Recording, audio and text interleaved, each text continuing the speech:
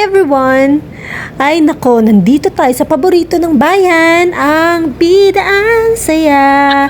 Yes guys, sa Jollibee, dito sa Taif, Saudi Arabia. Yes, magmimerienda lang kami actually. Nakakain na naman kami ng lunch. Pero dahil sa nag-crave ako ng manok nila, ayan guys, so napadaan kami. At syempre si Habi, hindi din nagpakabog. Kaya nga naman, ayan ang mga order namin. Chicken burger sa kanya, overloaded fries. At syempre sa akin with rice and 2 pieces of chicken. So yun lang, medyo less tayo sa mga alam na fatty. And then more on sweet. So, ay, ganun pala talaga. Kailangan mong makipagsapalaran.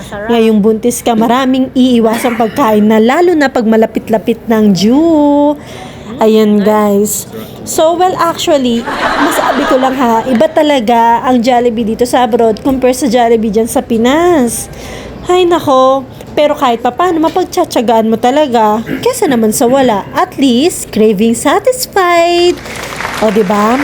So ayan na nga si buntis, kain-kain na. Sarap lang talaga yung balat niya, diba guys? At syempre ang gravy, hindi yan pwedeng mawala. Ayan, so after nyan, mag-grocery na rin pala kami. And, pauwi na kami ng bahay. So, kahit papano guys, alam mo na, minsan ka lang naman magkikrave. So, why not coconut? O, diba? So, sa mga nagkikrave dyan, push nyo yan. Nako, lalo na ngayon sa sobrang init dyan sa Pinas. So, ayun lang. Thank you for watching. Bye!